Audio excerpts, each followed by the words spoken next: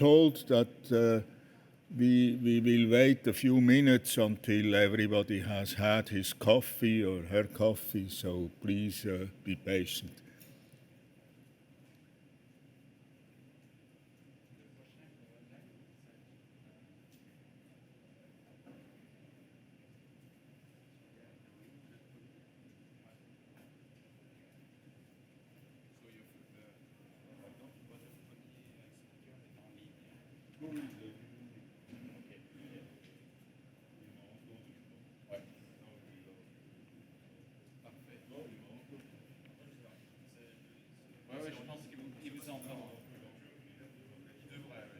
Quand vous parlez au micro, il vous entend.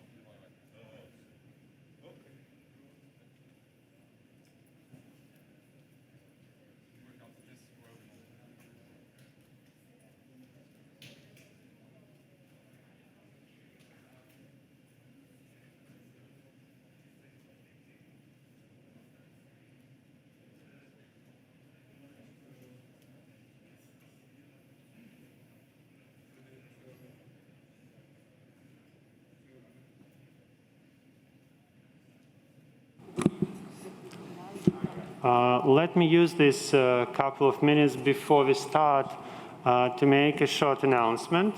You've probably seen that at the ground floor of the conference center there are various expositions and booths, and I would like to attract your attention to one of them.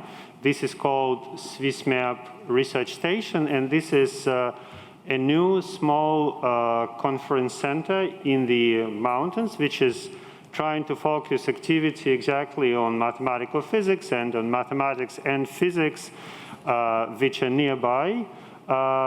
So Elise Raphael, perhaps Elise, you can wave the hand, is the science officer of the research station, and we are now looking for 2023 events. So if some of them are interested in organizing events at the SwissMap Research Station, please talk to Elise during one of the breaks and she can give you more information. Thank you. Jean-Pierre, we can probably start. Okay, hello everybody. Hi Antti. It's a pleasure to introduce Antti Kupianen, who probably everybody knows here anyway. So he studied in the Technical University of Helsinki, got a PhD in 1979 from Princeton under Tom Spencer. The title of his PhD seems to have been a 1/n expansion. Then he moved to field theory.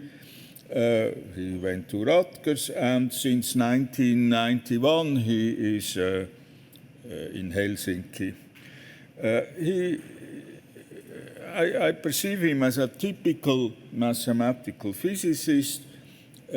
Actually, he was president of this association in 2012 to 2014, and I always admired all his work, especially with Christoph Gawecki, who is unfortunately not here, and Jean Bricmont. So please, Antti, can you start your talk? Hi.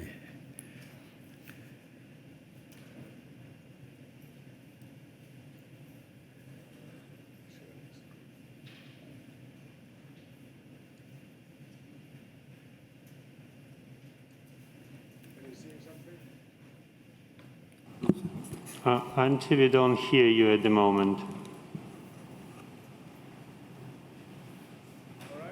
We see your slides, but we don't hear what you're saying. Well, Yes, no. Can you hear me? Yes. Okay.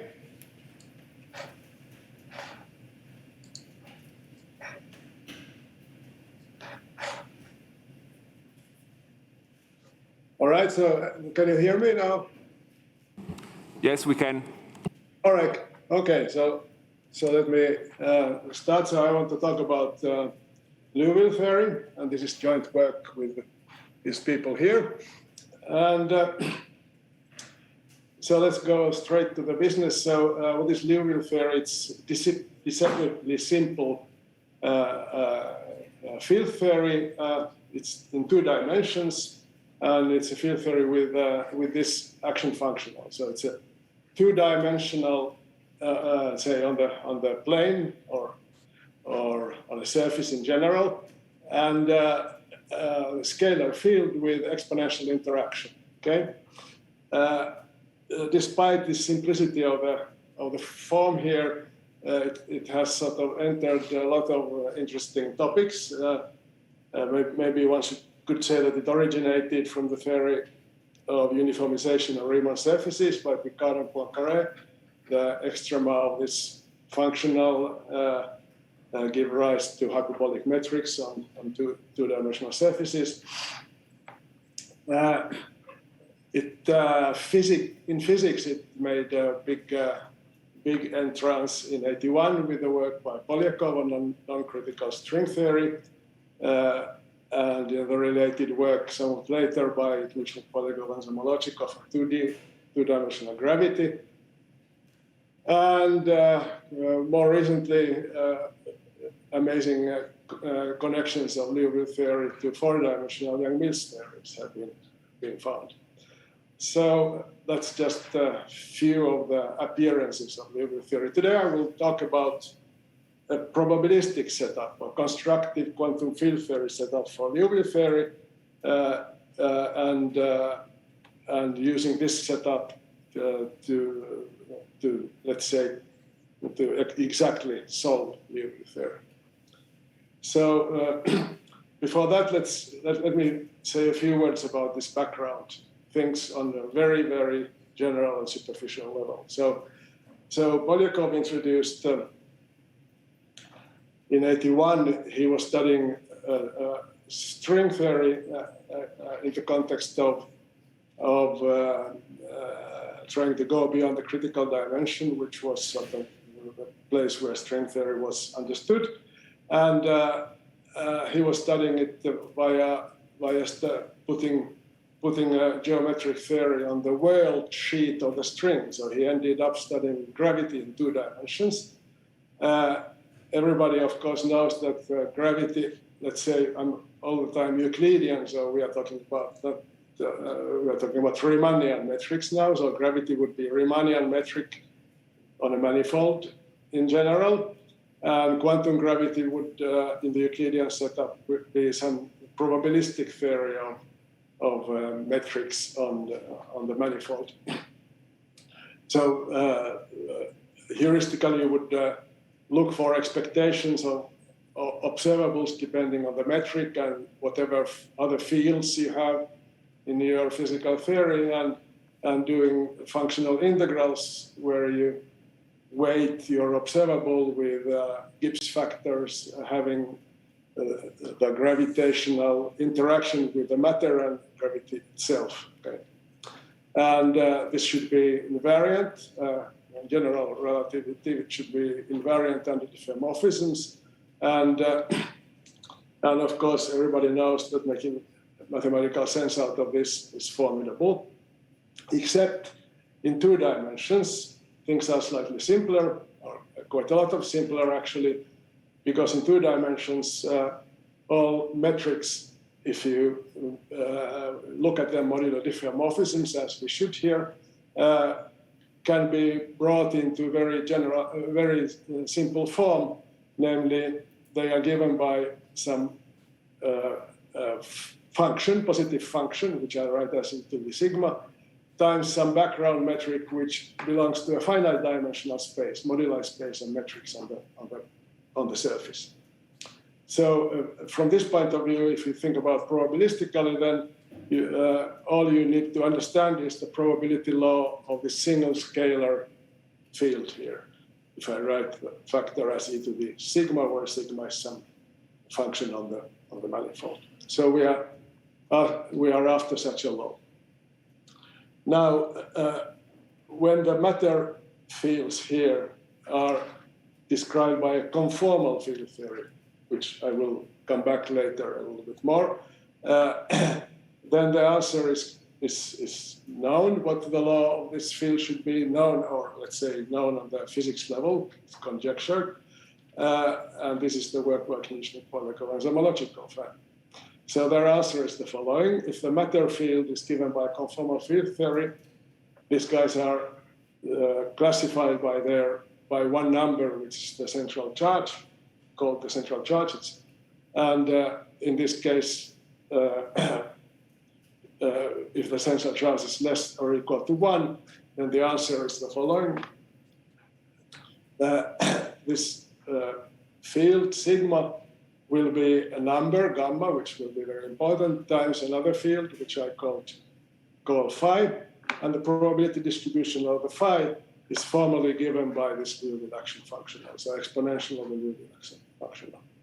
So let's repeat it here. So this is our theory. And it has two parameters, the gamma, which I wrote here already. So the metric is e to the gamma phi times the Euclidean metric. And then another one, mu, which is called the cosmological constant. This, if you trace this thing back to the usual gravitational actions, then this corresponds to the Einstein's cosmological constant. And so there are these two parameters, and this parameter gamma is the important one, and that depends on what the conformal field theory you are coupling your gravity to is. And there is this magic relation.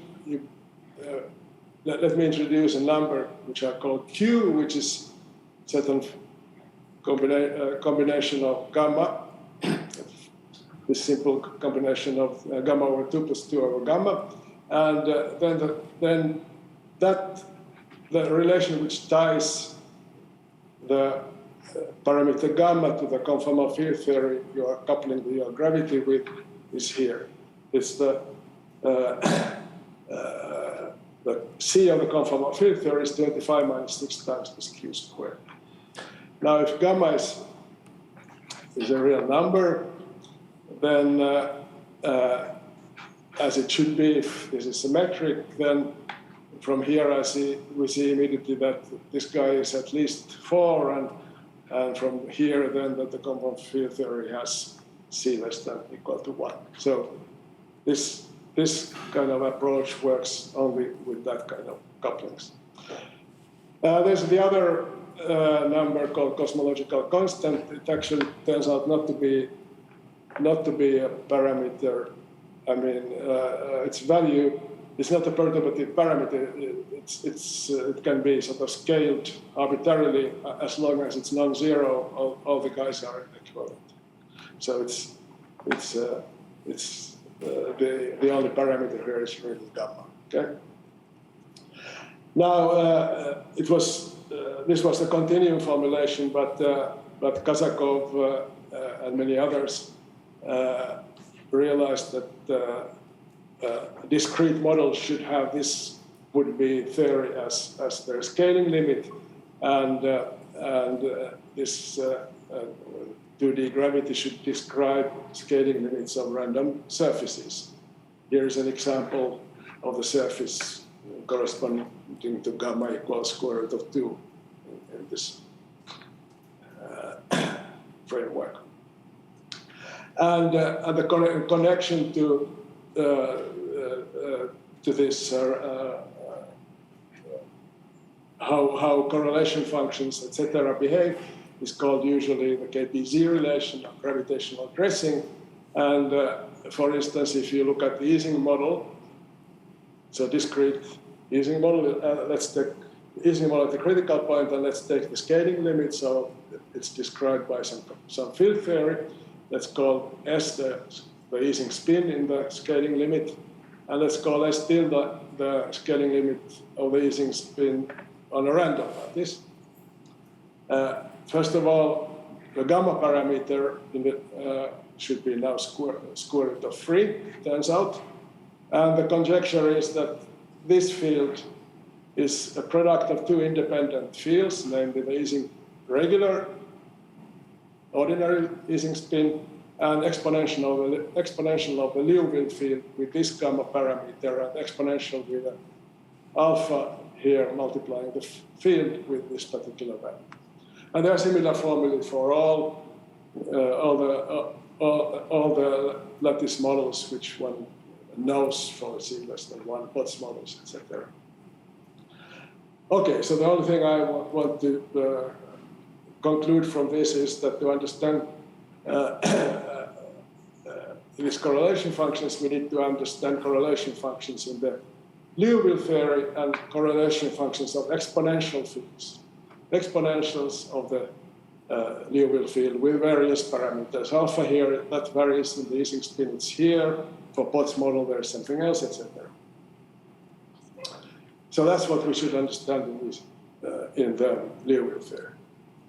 The other bit of background, what I want to scratch the surface of here is conformal field theory. So again, everybody knows that Euclidean quantum field theory is modeled in statistical physics. You take the continuum limit to get rid of the lattice details, and at critical temperature, the relevant quantum field theory is called conformal field theory because one expects to have conformal symmetry in that case. And this particular symmetry is very strong. It strongly constrains correlation functions, in particular giving rise to something, a formalism called conformal bootstrap, which I will describe in a moment. So this bootstrap idea was extremely successful in 2 dimensions, starting with the work of Belyov, Polyakov, and Cosmological, who solved, for instance, the Ising model and many others that way, and more recently by the work of Richkov and others in also higher dimensions. So in a nutshell, what do we have here? So we have, in the common field theory, we have some fields, which we call scaling fields. Let's call them V delta of x. Delta is a parameter describing the scaling shortly.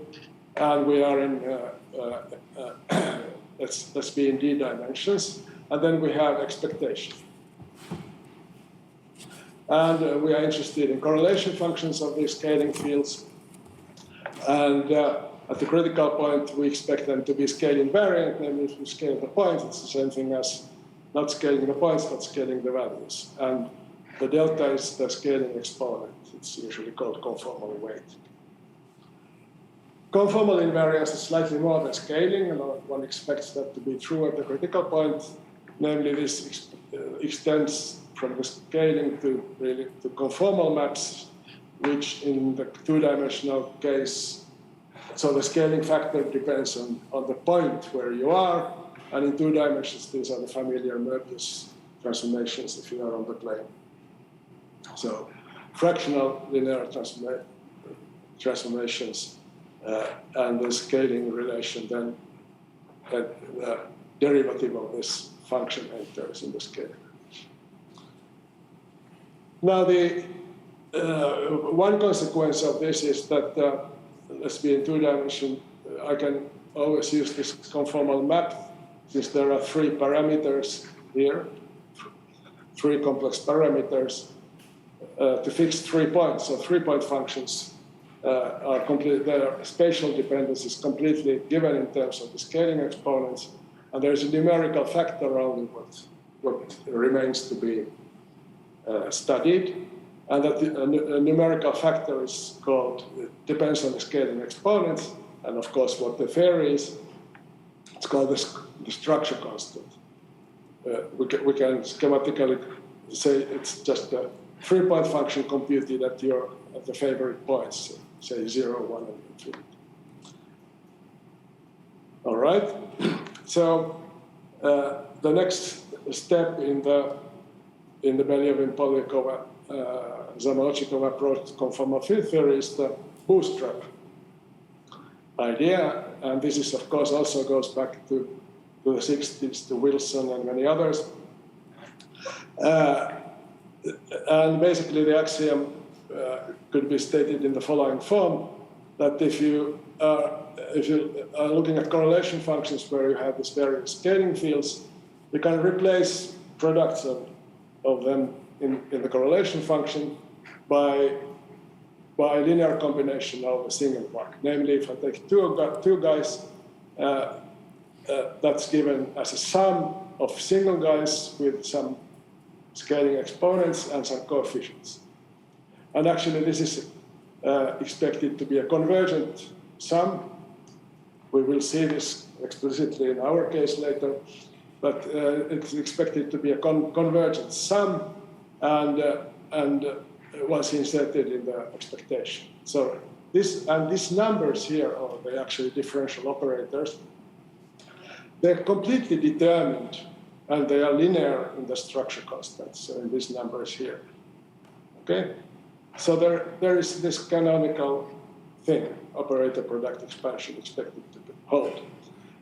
And the only thing which enters here is what are you summing over? What scaling fields enter here, and this those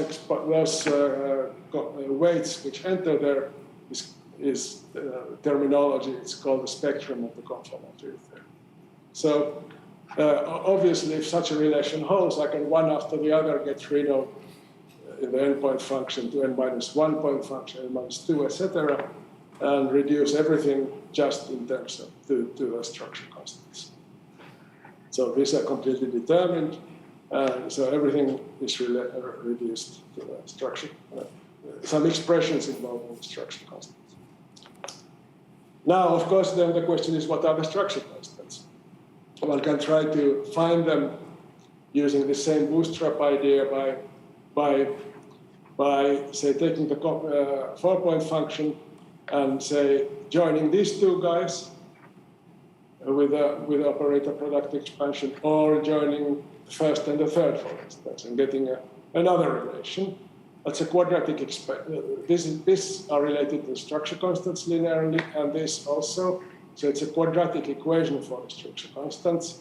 And although it doesn't determine them, it has been extremely proven to be very constraining. For instance, many of you have heard how well this can be used to study the three-dimensional Ising model, for instance.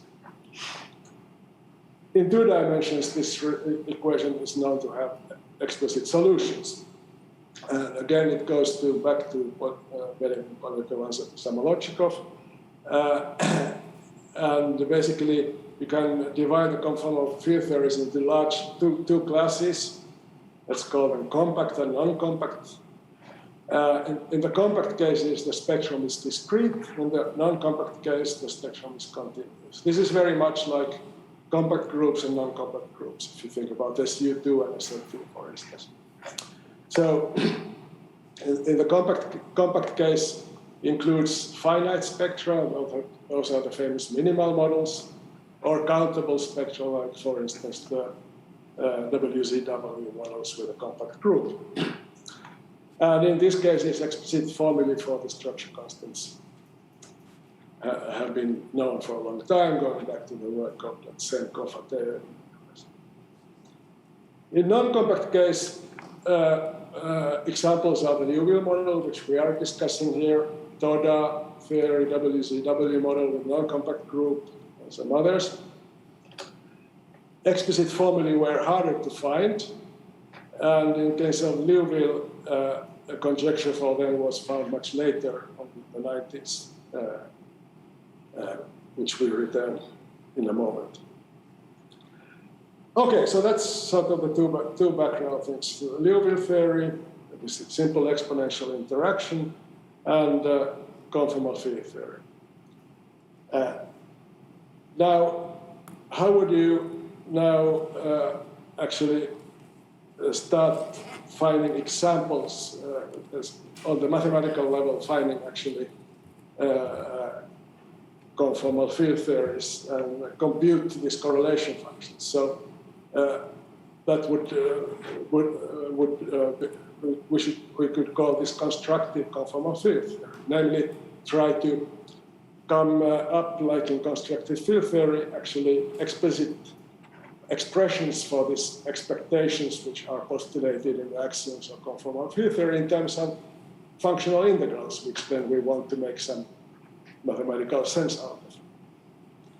This is not so easy in the compact cases. In minimal models, this should be related to the p phi 2 models, but only in the scaling limits, so one doesn't really get very far with this. In WZW models, the action functional is completely explicit, but the results, again, of WZW model are derived a rather different way.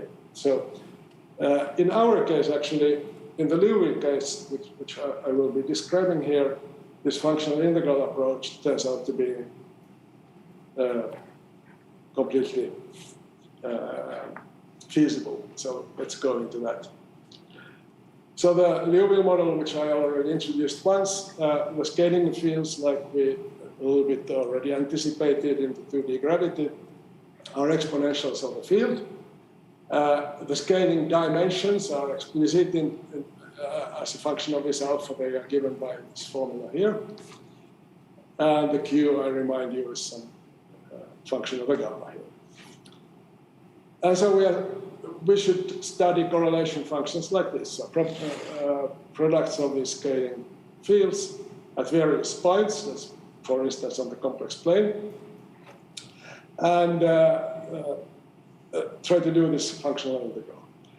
Even when heuristically you look at it, you immediately see that the mu is not really a perturbative parameter, because I can just scale, translate my field by alpha, by any number here, doesn't enter here, so that just rescales the mu. And actually correlation functions turn out to be, the mu dependence turns out to be very simple. So the only parameter here is really gamma. There is no perturbation theory, this particular conformal two-dimensional field theory. Gamma is a parameter, and that we have to deal with. Now, what is the spectrum and what are the structure constants? So spectrum, again, was immediately conjectured after Polyakhov's work to be given by the scaling fields with very particular exponents, namely actually complex ones. This is written as, let me call the number Q plus IP, so the real part will be this Q, that's fixed of gamma, and P is variable. P is a real number. And if you plug it into this formula of a scaling exponent, then you get numbers which are positive numbers, as scaling exponents should be. So that was the conjecture about Tetrarch and so on originally. Structure constants, Polyakov originally wanted to do conformal field theory in order to solve the Liouville model, but actually structure constants were not found at the time. The conjecture formula for them was found much later by Dorn and Otto, and Cosmological, and that formula is called the DOZZ formula. And let me just try to write it here for you to see that there is a formula, but it's not particularly simple. So the DOZZ formula for the Liouville structure constant is a combination of various, of a special function. And there is some constant which depends on the cosmological constant and the gamma here, never mind the exact form of it. And there's a special function, the homologic of epsilon function related to Barnes function and things like that. But not particularly, there is no particularly simple formula for it. It's an entire function, and the structure constant is a meromorphic function of these arguments. But okay, so there's a complicated expression, conjecture for the structure constants. If you now accept that and also accept the Bootstrap axiom and plug in this spectrum and this structure constants, which were conjectured here, and now remember that the spectrum is continuous, so the sum will be an integral, the sum over the over the spectrum will actually be an integral. Plug in, and you enter. You come up with this conjecture for the 4-point function. So it will be an integral over the spectrum. The spectrum was Q plus IP. Integral, and then there are some. The 4-point function depends only on one parameter. You can fix 3 points, and then you have one complex number left with. And the 4-point function then will have this formula as quadratic in the structure constant, some z-dependent power law, and then some function of z, actually, analytic function of z, which is called conformal block. We'll come back to that later. But there's an explicit expression if these axioms hold, conjecture to be. Of course, nothing guarantees that this integral converges, etc. at this point, and actually it's extraordinarily difficult to study it directly. We'll see later that actually it does. But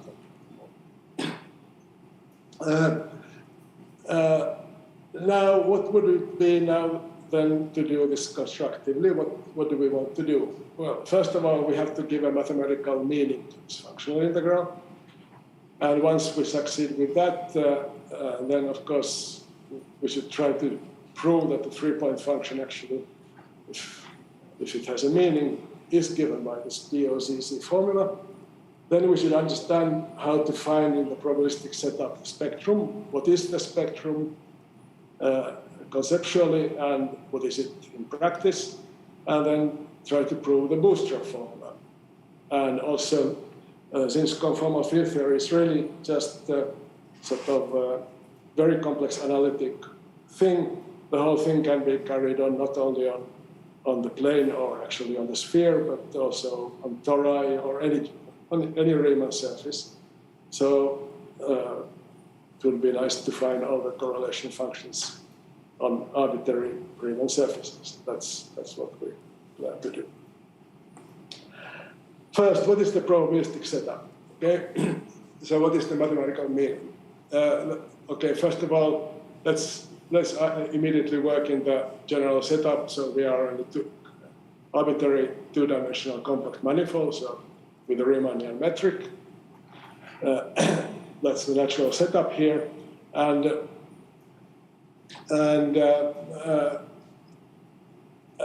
let's first of all, there's this quadratic piece here, so obviously that has to do with Gaussian theory. So let's introduce the Gaussian free field first. That can be done many ways, but here the most convenient is the following. You just view it as a random function, random eigenfunction expansion. So there's a natural operator here, namely the Laplace operator in the Riemannian metric, the Laplace-Beltrami operator, minus Laplacian is positive operator with discrete spectrum on the compact surface. There's discrete positive eigenvalues and eigenfunctions, and let's do the expansion, eigenfunction expansion, where let's normalize with the square root of the eigenvalue here. Then the randomness is in the coefficients. We take independent, identically distributed normal variables as each coefficient here. So I have a random function defined on the two-dimensional manifold. And then the Liouville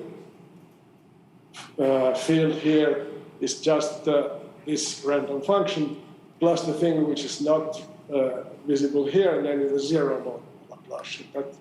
That we add separately here. So that's just a number which I call C, so that can vary in the real numbers. So that's the Liouville field.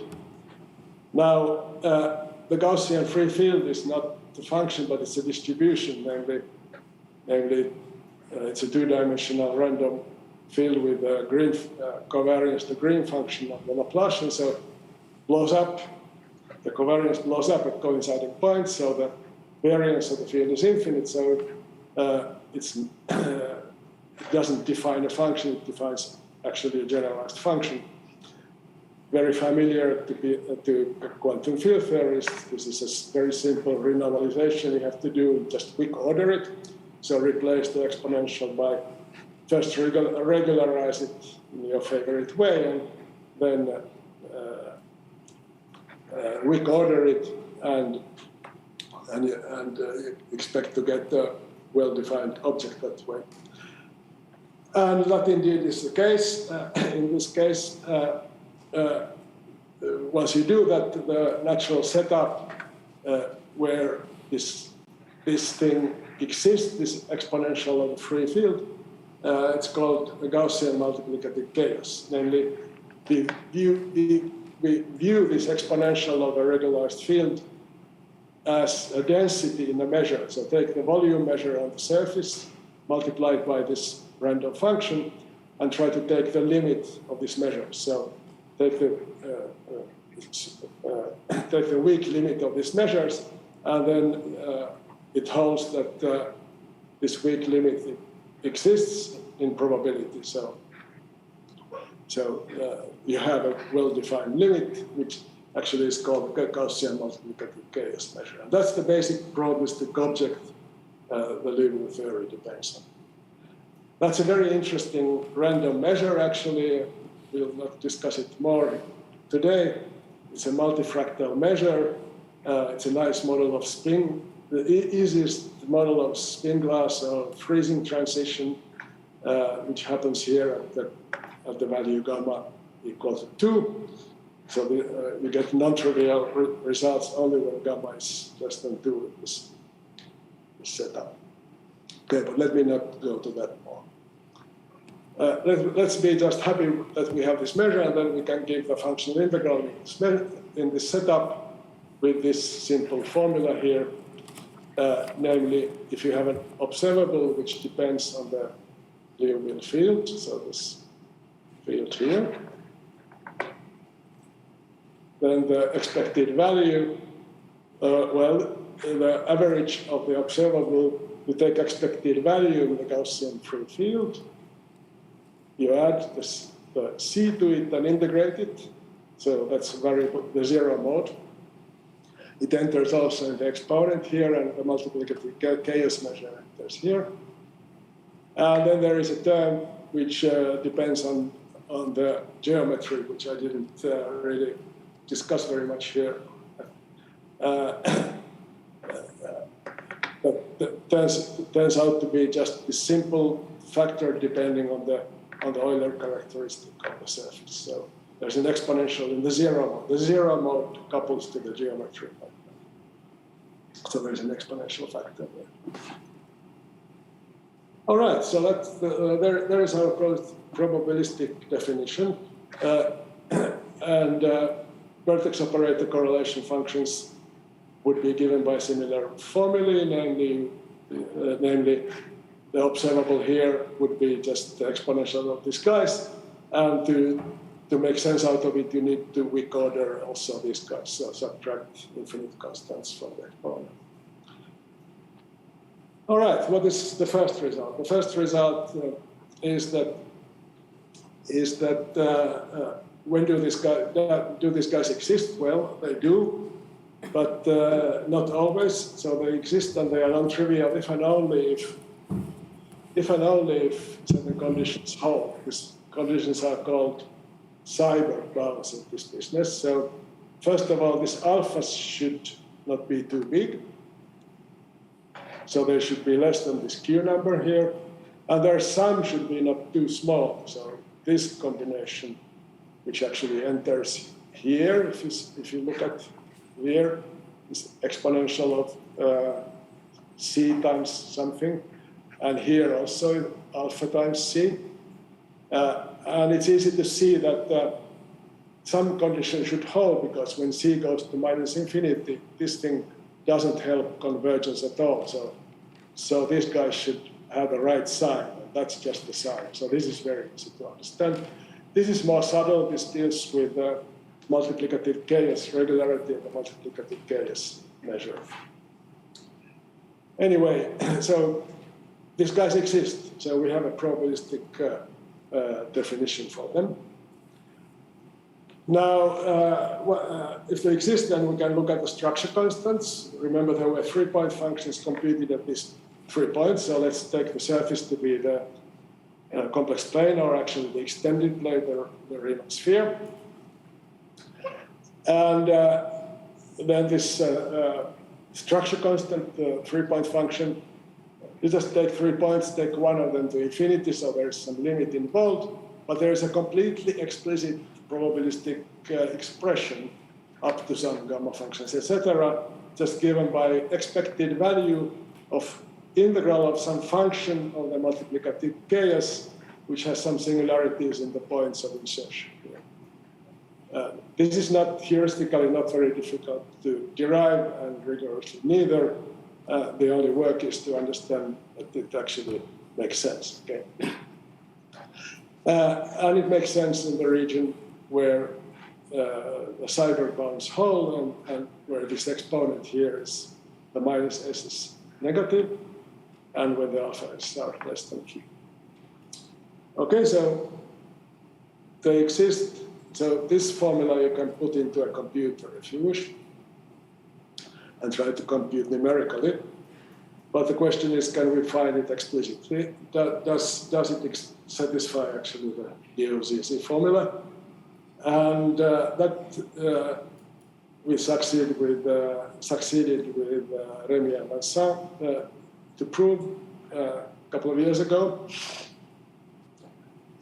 Actually, the DOZC, once the alphas are in the allowed probabilistic region, satisfying the cyber bounds, then this probabilistic formula actually coincides with the DOZC formula. Now, this is a long story, the proof. I will say nothing more about it except to say that it's intrinsically probabilistic in the sense that one has to really study this kind of integrals, what happens when points get together, how they diverge, and that deals very strongly with the behavior of the multiplicative chaos. The upshot of that is that you combine the probabilistic analysis to study such correlation functions to derive certain algebraic identities to them. And these algebraic identities turn out then to completely characterize this function. The idea of such algebraic identities determining correlation functions goes back to the 90s, to the work of Jörg Deschner. So that was very, very important for us. Okay, well, so once the 3-point function is done, then what about the 4-point function? Okay, there's again depends. That depends only. That's a function now. It depends on 1 point. Once you fix the 3 other points, again it has a probabilistic expression just like we had for the 3-point function. There's one more thing in this integrand here. Again, this is a formula you can put into computer, but the question again is, can you express it with this magic bootstrap formula? So that's the result we succeeded proving with Remy Vincent and Colin Guillemot last year. So again, let everybody satisfy the cyber bounds, and there are some other conditions which are natural here. I won't describe them more. Then in that case, the 4-point function actually can be reduced to 3-point functions. There is a convergent integral, just like we wrote earlier in the Bootstrap axiomatics. And this integral representation set of functions of this complex variable z enter, which are purely representation theoretic. So they don't know about Liouville model except that it's a conformal field theory with a certain central charge. And apart from that, they deal with the representation theory of the Virasoro algebra. The proof here, again, it's a long story, and I might have 2 minutes time to talk about it in a moment. But in a nutshell, the idea is that, first of all, you use reflection positivity, which is a very important concept in quantum field theory, of course. It allows one to go from functional integrals to Hilbert space picture. And in particular, it allows you to write a 4-point function as a scalar product of vectors, 2 vectors in the Hilbert space, namely vector determined by these 2 guys here and the vector determined by these 2 guys. And once you have it as a scalar product, you can try to factorize that scalar product by using some sort of Blasch-Arrayal theorem, by putting a complete set of states between the 2 vectors. And there's a privileged set of vectors here. It has to do with the spectrum. And the spectrum, again, has to do with another very familiar concept from quantum field theory, namely the Hamiltonian operator, the operator's picture. And so it turns out that one has to understand the Hamiltonian of this quantum field theory, find its spectrum and its eigenfunctions, and that way the Bootstrap formula enters. One also has to understand the underlying symmetry here, which is the local conformal symmetry, and it's expressed in terms of identities, namely conformal word identities, which again we have to probabilistically understand. So that's sort of the set of ideas which goes into the Bootstrap. Once you understand this, namely the spectrum and the structure constants, then basically everything is, on the heuristic level, everything is done now. So you expect now everything 4-point, 5-point, 6-point, okay, but not only that, you can go to arbitrary Riemann surface and repeat the story, okay? So that story we have succeeded now sort of completing. So first of all, I sort of already defined you the theory on arbitrary surface. And once you have that probabilistic definition, you can write formulae, again, the probabilistic formulae for the correlation functions. And then you can do this bootstrap construction there, and it enters sort of, the end result is a big generalization of this 4-point formula here. Namely, here there's an integral of some analytic function squared, and then there's a measure you are integrating over some density of the measure, which we could call these factors here. There's very analogous formula here. There's an integral. Now there are more parameters than in the 4-point function. There are actually 3g plus n minus 3. So g is the genus of a surface, n is the number of insertions. So the 4-point function of the sphere, g is 0, and n is 4, so there is only one parameter. So that's our formula here. But now, if in general, there are much more of these parameters. And this dimension here deals with actually everything is sort of natural here, and things only depend on the surface through its complex structure. And so these parameters are related to the modular space of surfaces. So you pick a modulus, and then you have such a formula, and the conformal block, which is this function here, depends on the moduli. So here there was only one modulus, which is the location of this point here. Here there are more of them in general, but it's a holomorphic function of the moduli. And then there's some measure, which is a product of structure constants, just like here, times some other numerical factors, but basically product of structure constants. And our proof here is based on an approach to conformal field theory, which very nice approach given in the 80s by Graham Siegel, where he formulated conformal field theory and conformal bootstrap axiomatics by sort of viewing them as natural operations where the underlying operations are building Riemann surfaces out of simple objects, namely building surfaces by gluing disks, annuli, and pairs of paths.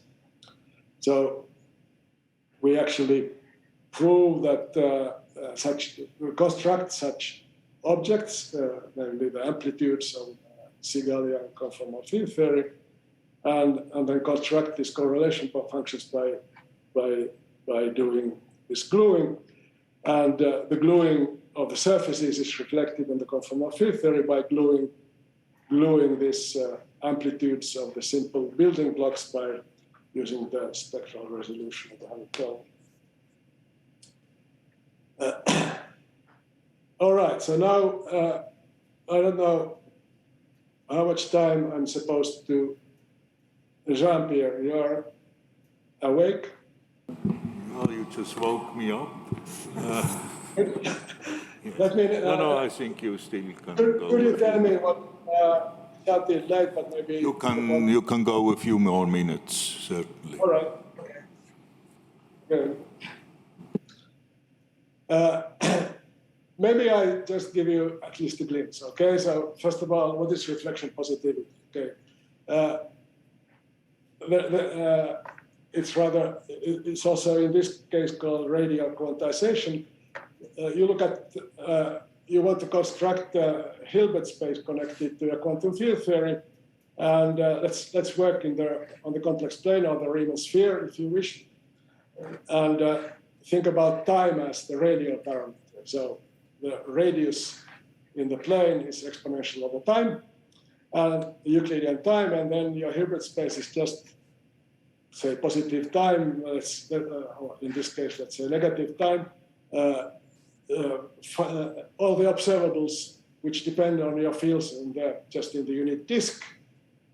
And there's a natural operation here where you reflect in the unit circle, and you can move your observables by reflection to outside, okay?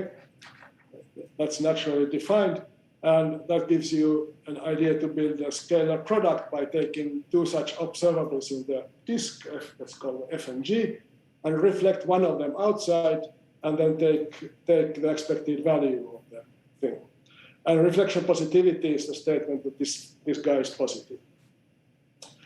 And indeed, in Liouville, all this is okay. And it's a perturbation of the free field, so you can certainly expect it to be reflection positive, and that's what it is. The Hilbert space is here viewed as all the functionals on the unit disk. So once I take the 4-point function, then I have 2 points, and if the z, which is the only parameter here, is taken in the disk, 2 of them are inside and 2 of them outside.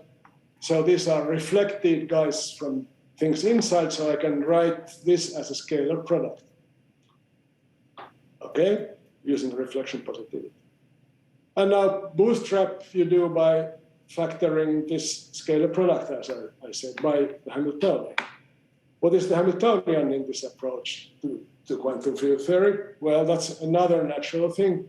Hamiltonian has to do with temporal evolution. In the Euclidean case, it's just translations in this time variable, which is the radial variable, namely dilation of the plane.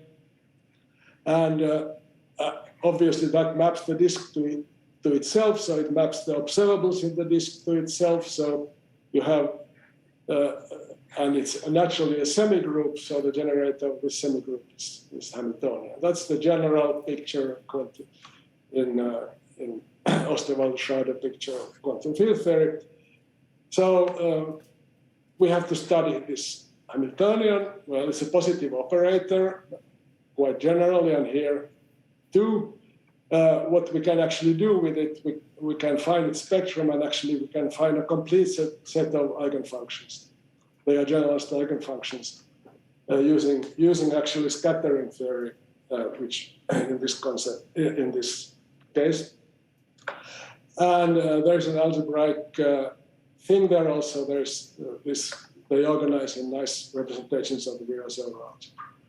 I have no time to go to that, but let me just say that once you find these eigenfunctions, they are indexed by this conformal weights of what we talked already before. You can use Pla-Charel identity to plug into this 4-point function, and that way it factorize your 4-point function. Okay, there's a lot of thing to do here. One has to understand actually the spectrum of the Hamiltonian and prove completeness of eigenfunctions, etc., and in the end up to find the explicit form. Once you do that, then doing the surfaces goes the same way. Surfaces you can, as I said, build from bands, cylinders, and disks by just gluing in the obvious way. Here, genus 2 surface are 4-point function on the sphere. You also take punctured disks, and that gluing translates into conformal field theory picture by getting functional integrals on these surfaces, probabilistic functional integrals there, and then gluing them by putting a complete set of resolution of identity in between.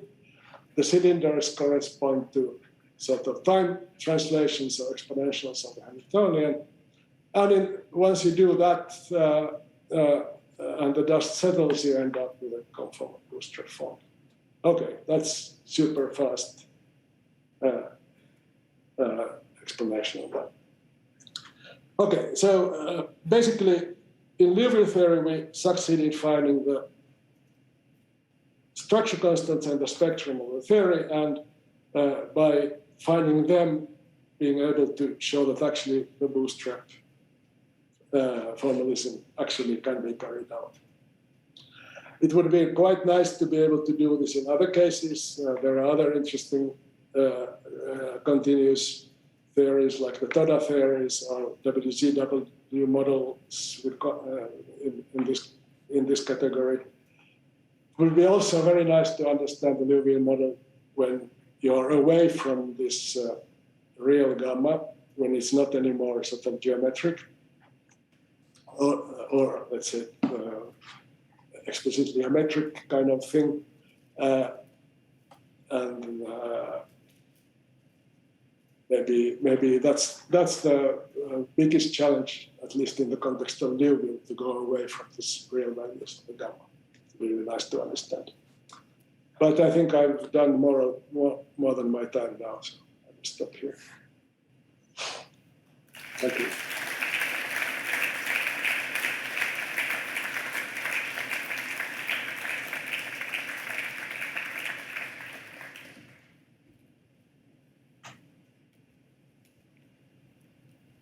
Okay, thank you for this very clear talk.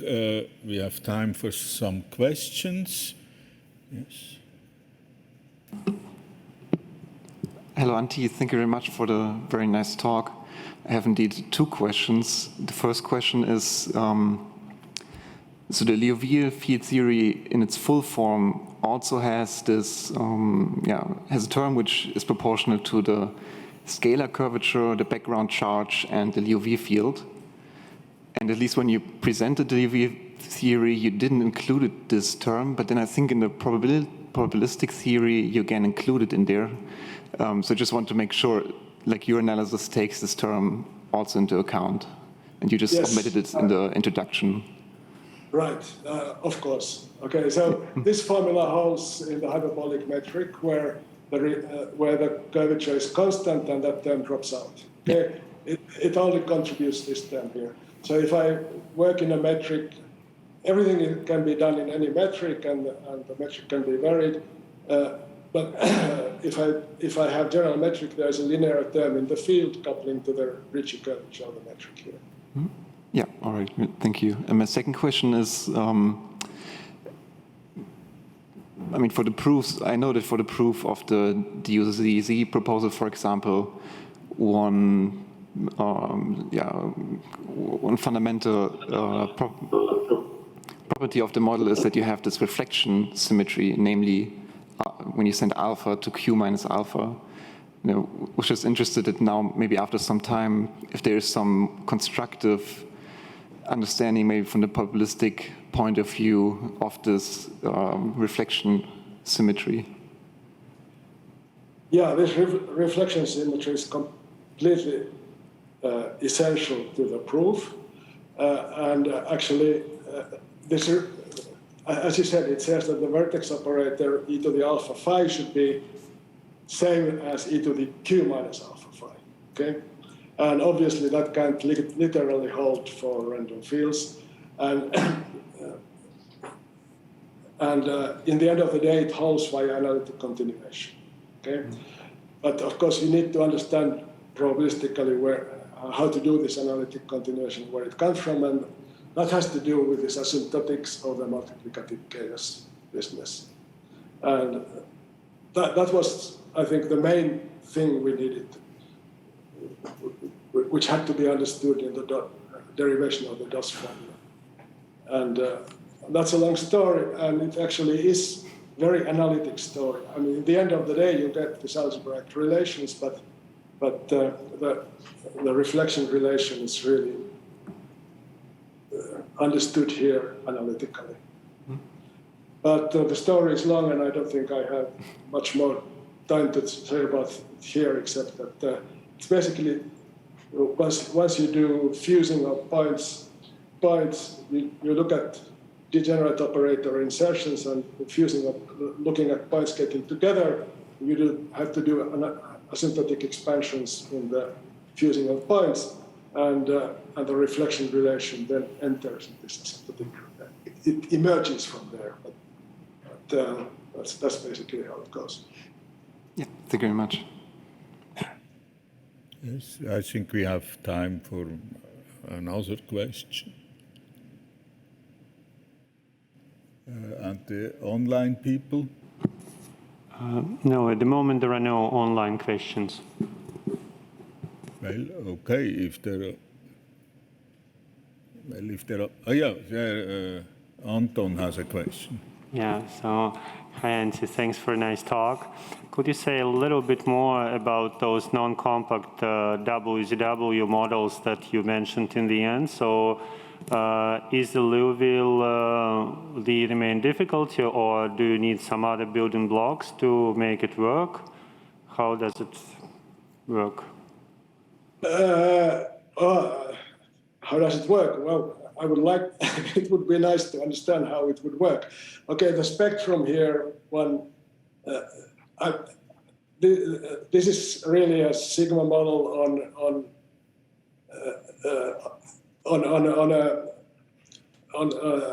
a hyperboloid, basically. Okay, this, say, SL2C divided by SU2, for instance. So that you can write the action explicitly, and sort of heuristically you can solve it by quadrature, because you can write it as sort of iterated Gaussian integrals. It looks nonlinear, but in the end it sort of can be done. But it's not completely obvious how to do this completely rigorously, and that's probably the least of the problems here. After that, you need to understand the spectrum. Again, that goes similar way as in the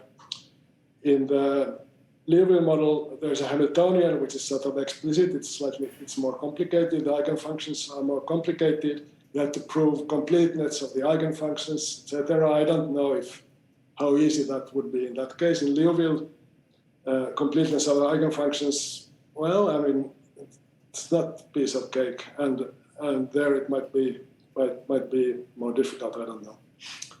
But I think that would be an interesting problem if somebody is interested in this business. There's a related issue of this 2D black hole, which is related to this model, which would be also nice to understand. Okay, thank you. Okay, sorry. There's another online question. Evelina Peltola is wondering if this work can shed light on the construction of the Liouville CFT from VOAs. Liouville theory from what? I didn't understand. I think vertex operator algebras, VOAs. Well, my understanding is that people haven't really been able to so far do these non-compact theories in vertex operator algebras, but I'm really not completely.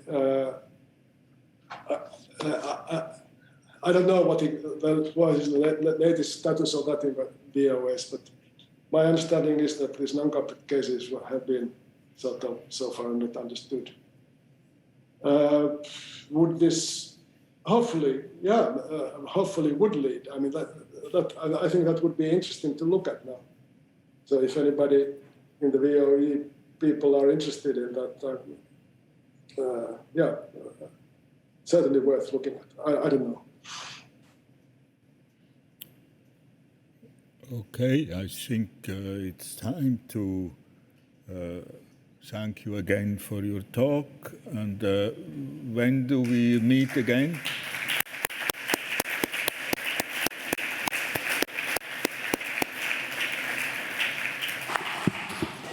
Yeah, you may have noticed that for today we slightly modified the schedule, and the next talk is scheduled at 11:45. So in about 7 minutes from now. Okay, thank you.